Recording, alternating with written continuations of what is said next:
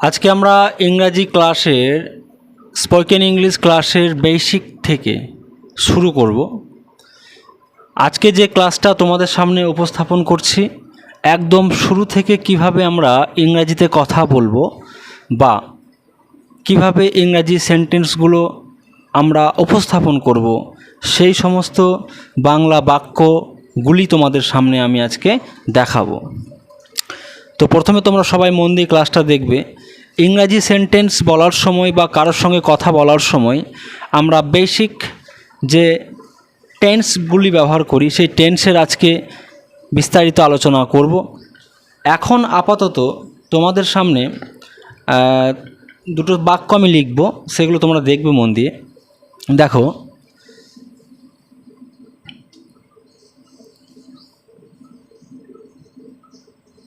Okay, I eat এর মানে হচ্ছে আমি খাই।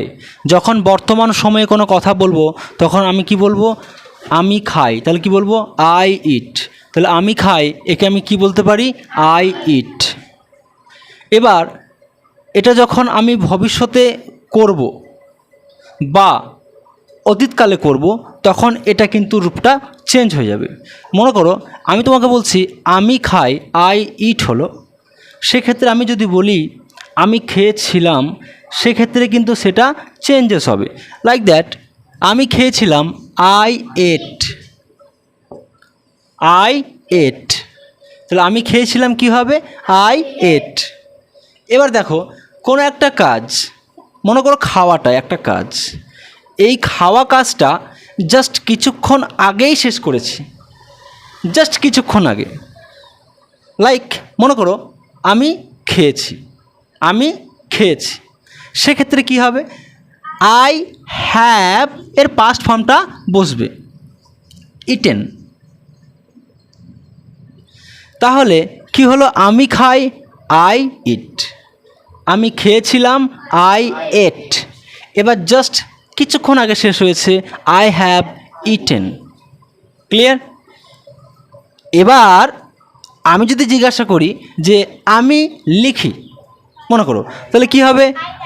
I right. আমি লিখি হবে আই রাইট।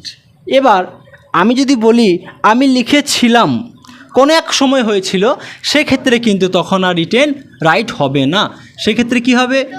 রোট। আই রোট, আমি লিখেছিলাম। এবার মনে করো আমি জাস্ট কিছুক্ষণ আগেই লেখাটা শেষ করেছি, কোনো কাজ একটু আগে শেষ হয়ে গেছে, সেক্ষেত্রে আমি কি করতে পারি? I have written. এই যে তিনটে ফরমেশন আমি দিয়েছি, রাইট, রোট, রিটেন। তাহলে বর্তমান সময়ে যখন আমরা কোনো কাজ করছি, যেমন আমি লিখছি বা আমি লিখি, তাহলে কী হবে? I right. আমি লিখেছিলাম, আই রোট। আমি লিখেছি, আই হ্যাভ রিটেন।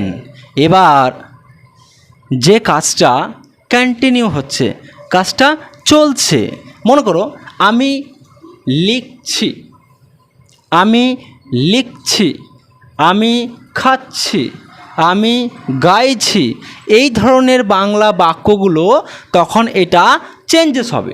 তখন সেক্ষেত্রে কি হবে? সাবজেক্ট বসবে, তারপরে অ্যামিজ আর বসবে, তারপরে ভার্বের ভি1-এর পরে আইএনজি দেবো, তারপরে অবজেক্টটা বসবে। যেমন তোমাকে আমি বলছি আমি লিখছি, তাহলে কি হবে? I am writing. আমি খাচ্ছি, আই অ্যাম ইটিং। এই ধরনের ফরমেশনগুলো হচ্ছে। এবার তুমি যদি ভাবো যে আই রাইট, আমি এখানে আমি বললাম সে লিখছে, হি বা সি, সেক্ষেত্রে কিন্তু একটা চেঞ্জেস হবে, এখানে এস বা ইএস যুক্ত হবে। যেমন হি রাইটস, সে লেখে, সে লেখে, হি রাইটস। यानी থার্ড পারসন সিঙ্গুলার নাম্বার যখনই সাবজেক্টটা হবে তখন আমরা মেন ভার্বের শেষে এস বা ইএস যোগ করব। তাহলে যখন কোনো কাজ হয় বোঝায় বর্তমান সময়ে, তাকে আমরা প্রেজেন্ট রূপটা ব্যবহার করি। যেমন আমি হাঁটি, আই ওয়াক। সে হাঁটে, হি ওয়াক্স। কেন হচ্ছে? তাহলে আমি হাঁটি, আই ওয়াক। সে হাঁটে, হি ওয়াক্স। আমি হেঁটেছি, সেক্ষেত্রে I have walked. She has or have walked. এটা কিন্তু আমরা ব্যবহার করব। এবার যদি আমি বলি যে আমি হাঁটছি, সেক্ষেত্রে সাবজেক্টের সঙ্গে am is are plus V1 plus ING plus অবজেক্টটা সবসময় বসবে। যেমন আমি হাঁটছি, এক্ষেত্রে কি বলবো? I am walking. সে হাঁটছে, সি ইজ ওয়াকিং। এবার শুধুমাত্র সাবজেক্টটা যদি সিঙ্গুলার নাম্বার থাকে তাহলে ইজ হবে, এটা সবাই জানো নিশ্চয়ই। আর যদি প্লুরাল থাকে আর হবে বর্তমান সময়ে। যেমন আমরা হাঁটছি, উই আর ওয়াকিং, সেক্ষেত্রে কিন্তু we is or we am walking হবে না। তাহলে কি হলো? We are walking, we are walking. আমরা হেঁটেছি, উই হ্যাভ ওয়াকড। আমরা হাঁটি, উই ওয়াক, উই ওয়াক। তাহলে তোমরা নিশ্চয়ই বুঝতে পারছো যে বেসিক যে বাংলাগুলোর ইংরাজিগুলো কেমন করে আমরা করব। এবার আরও বিস্তারিত দেখাবো। মনে করো মোডাল ভাব দিয়ে তোমাদেরকে দু একটা দেখাচ্ছি আমি। মোডাল ভাব দিয়ে মানে কোনো সক্ষমতা বোঝাবে। যেমন পারি বোঝায়, পারি, করতে পারি, যেতে পারি, এই ধরনের। তোমরা অবশ্যই জানো বা শুনেছো যে ক্যান মানে হচ্ছে পারা, ক্যান মানে হচ্ছে পারা। উচ্চারণটা কিন্তু ক্যান নয়, উচ্চারণটা বা খ্যান। উচ্চারণটা কী হবে? খ্যান। যখনই কোনো নেটিভ স্পিকার কথা বলবে, যখন নেটিভ স্পিকার বলতে কী রকম বোঝায়? যেমন আমাদের মাতৃভাষা বাংলা, আমরা বাংলায় কথা বলি, সেরকম কিছু দেশ আছে যাদের মাতৃভাষা ইংরাজি, তাদেরকে নেটিভ স্পিকার বলা হয়। জন্মলগ্ন থেকে তারা ইংরেজিতে কথা বলে। আমরা যেমন আমার দাদু হয়তো বাংলায় কথা বলতেন, বাবা বলতেন, ওনাদের হাত ধরে শিখেছি আমরা, আমি ভাত খাবো, আমি যাব, হ্যাঁ কি না? সেরকমই যারা বিদেশি লোক তারা তো বলবে না যে আমি ভাত খাবো, তুমি আসবে, এগুলো বলবে না। তারা ইংরেজি মতোই শুনে শুনে বলবে। এবার মানুষ হচ্ছে অভ্যাসের দাস। মানুষ কি? মানুষ হচ্ছে অভ্যাসের দাস। একটা ছেলেকে যদি কোনো একটা জায়গায় যেখানে ইংরাজি মাতৃভাষা সেখানে পাঠিয়ে দেওয়া হয়, একদম যখন সে কথা বলা শেখেনি, তাহলে সে ইংরেজি কথা বলবে। আমাদের পশ্চিমবাংলার কোনো একটা ছেলেকে যদি ইংল্যান্ডে দেওয়া হয়, একদম সদ্যজাত শিশুকে, তাহলে সে ইংরাজিতে অভ্যস্ত করবে, কারণ তার পরিবেশটা ইংরাজি হয়ে যাবে, ইংরাজিতে কথা বলবে। ঠিক তো? এবার দেখো, আমি তোমাকে বলেছিলাম ক্যান দিয়ে আমি কিছু বাক্য দেখাবো। এক্ষেত্রে ক্যানের উচ্চারণটা কি বললাম? খ্যান। যেমন আমি পারি, আই ক্যান। সে পারে, হি ক্যান। তাহারা পারে, দে ক্যান। বাবা পারেন, ফাদার ক্যান। মা পারেন, মাদার ক্যান। বন্ধু পারে, ফ্রেন্ড ক্যান। আমি পারি, আই ক্যান। এবার দেখো, এবার আমি কি পারি? সরি, আমি কি পারি? মনে করো আমি কাজটি করতে পারি।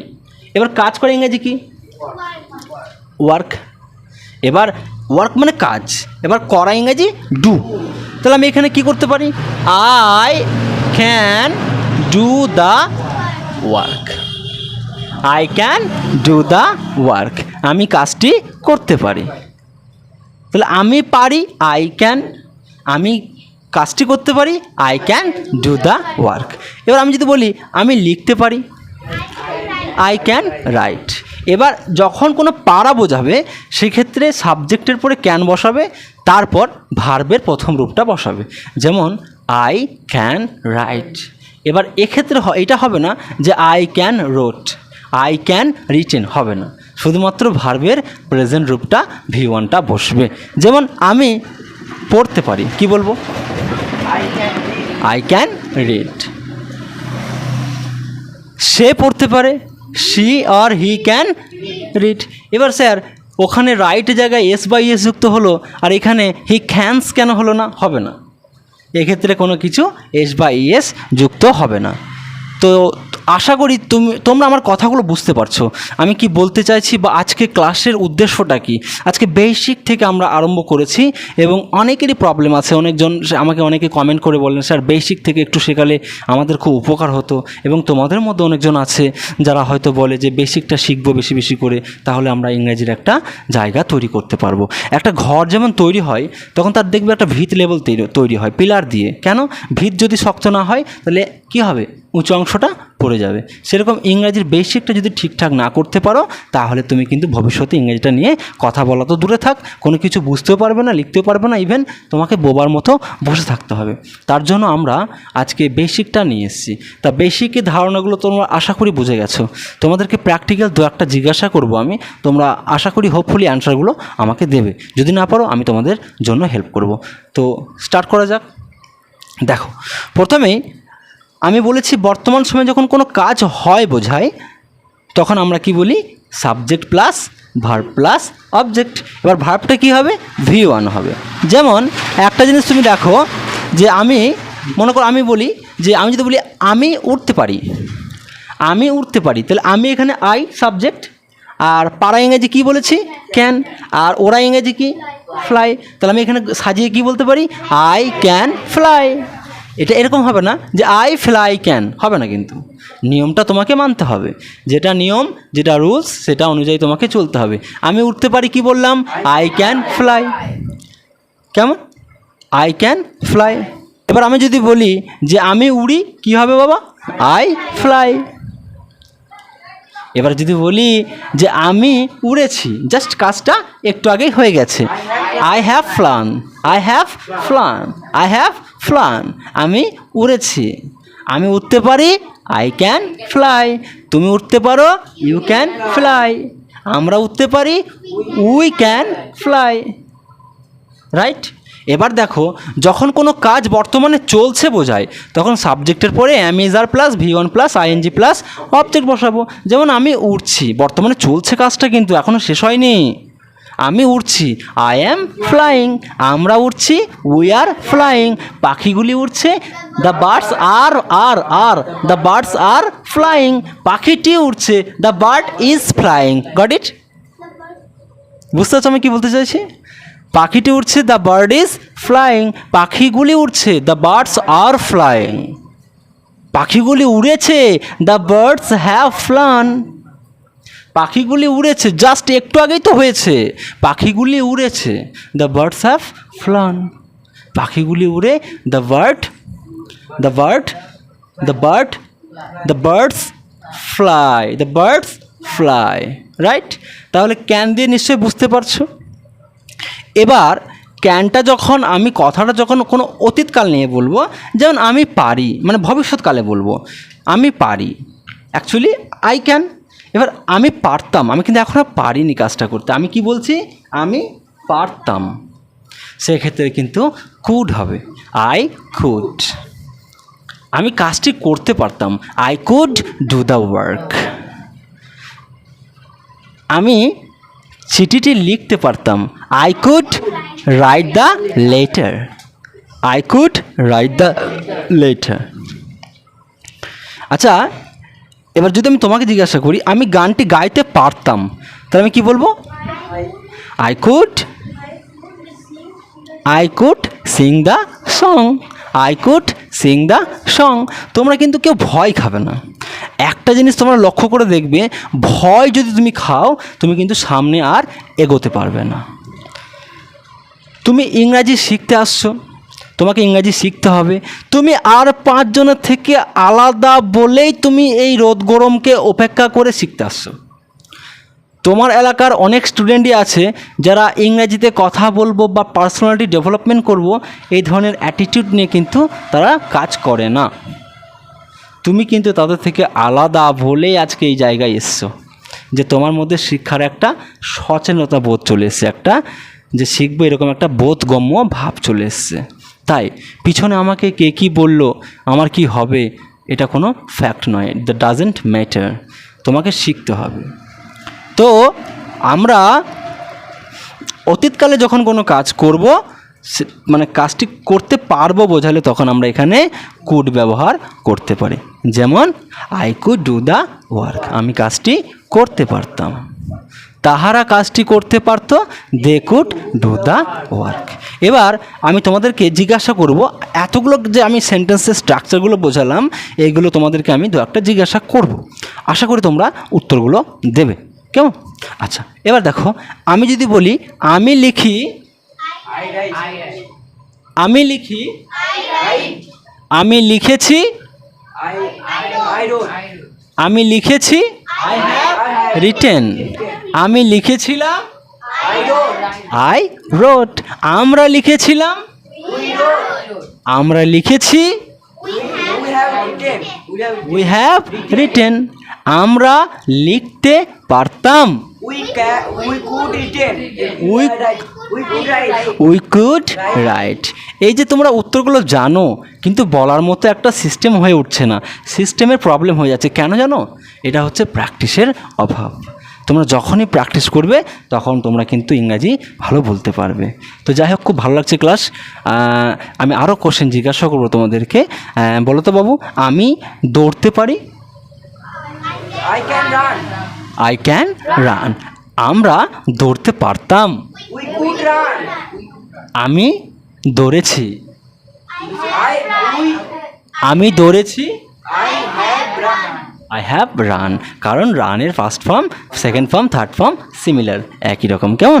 তাহলে আমি দৌড়েছি, এবার আমি যদি বলি আমি দৌড়ছি, আই অ্যাম রানিং, আমি দৌড়তে পারি, আই ক্যান রান, আমি দৌড়তে পারতাম, বিমল দৌড়তে পারতো, বিমল দৌড়তে পারে, বিমল দৌড়াচ্ছে, Bimal he running, Bimal Bimal is running. আমি কি বললাম? আমি কি বলেছিলাম যে বিমল দৌড়াচ্ছে? ওটা বলেছি? ও সরি। তো আমি বিমল দৌড়াচ্ছে, বিমল ইজ রানিং। আচ্ছা, বিমল দৌড়াতে পারতো, এবার বলো তো বাবু, বিমল দৌড়াতে পারতো, বিমল দৌড়াতে পারে, এবার বলো তো বিমল দৌড়ায় না, Bimal runs, Bimal runs, Bimal runs মানে হচ্ছে বিমল দৌড়ায়। কেমন লাগছে ক্লাস? তো এই ক্লাসগুলো আমরা আরও করব, নিশ্চয়ই সবাই অ্যান্সার দেবে, দু একজন অ্যান্সার দেবে না, প্রত্যেকজনই অ্যান্সার দেবে, কারণ আমি সবারই দোকান খোলা রাখতে চাই। দোকান মানে বুঝতে পারছো আমি কী বলতে চাইছি? তোমরা অনেকেই দোকান বন্ধ করে বসে আছো। অ্যাকচুয়ালি দোকান বন্ধ বলতে গেলে তোমরা একদম শাটার নামিয়ে দিয়েছো, মুখ খুলছো না কেউ, দয়া করে একটু ওপেন করবে, কারণ ভুল থেকে আমরা শিক্ষা নিই। কারণ যদি কারো ভুল না হয়, সে সঠিক জায়গায় পৌঁছায় না, জিরো থেকে হিরো হয়, এটা আমি সবসময় তোমাদেরকে বলি। আজকে তোমরা জিরো আছো, একদিন হিরো হবে, কিন্তু আজকে হিরো আছো নাকি? নিশ্চয়ই জিরো আছো। আমরা সবাই একদিন জিরো ছিলাম, আজকে আমরা প্র্যাকটিস করছি, নিশ্চয়ই আশানুরূপ ফল পাবো। তো প্রথমে আমি তোমাদেরকে আবার জিজ্ঞাসা করব, বলো তো বাবু, আমি গাই, আমি গাই, আমি গেয়েছি, হ্যাঁ কী হবে? আমি গিয়েছি, আই হ্যাভ, আমি গিয়েছি, আমি গাইছি, আমি গাইতে পারি, আমি গাইতে পারি, আমি গাইতে পারতাম, আমরা গাইতে পারতাম, বিমল গাইতে পারতো, রাহুল গাইতে পারে, রাহুল গায়, রাহুল গাইছে, রাহুল গেয়েছে। That's great, that's wonderful, I am very glad.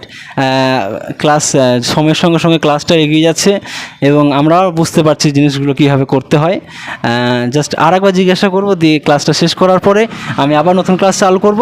তো আশা করি সবাই উত্তরগুলো দেবে, দয়া করে কেউ চুপচাপ থাকবে না, কারণ নীরবতা তোমাদের যদি থাকে তাহলে কিন্তু তোমাদের কাছ থেকে শেখাটা কিন্তু ভালো লাগবে না। তো যাই হোক, আমি হাসি, সে হাসে, good, he or she smile, সে হেসেছে, হি হ্যাভ স্মাইলড, সে হাসছে, হি ইজ স্মাইলিং, সে হাসতে পারে, সে হাসতে পারতো, সে হাসতে পারতো, সে হাসতে পারে, আমি হাসতে পারি, আমরা হাসতে পারতাম, আমরা হাসছি, আমরা হেসেছি, আমরা হাসি। Good, that's good, wonderful. ছোট্ট একটা ক্লাস। যদি ক্লাসটা ভালো লাগে অবশ্যই লাইক শেয়ার করবে, কারণ লাইক শেয়ার করলে আমাদেরকে আরও এই ধরনের ক্লাসগুলো করতে অনুপ্রেরণা জাগায়। আর তোমরা যারা দূরদূরান্ত থেকে দেখছো, আমি আবার নতুন করে বলবো যে চ্যানেলে নতুন থাকলে লাইক শেয়ার সাবস্ক্রাইব করবে, আর পাশে থাকা বেল আইকনটা একটু হিট করে দেবে। আর তোমাদেরকে অসংখ্য ধন্যবাদ দূরদূরান্ত থেকে এসছো ক্লাসটা করার জন্য। তো আশা করি বেশি বেশি করে মনে রাখবে, কারণ যে মনে রাখে সে বিশ্ব জয় করে। সো এখানেই গুটি করে কথা বলে ক্লাসটা শেষ করলাম।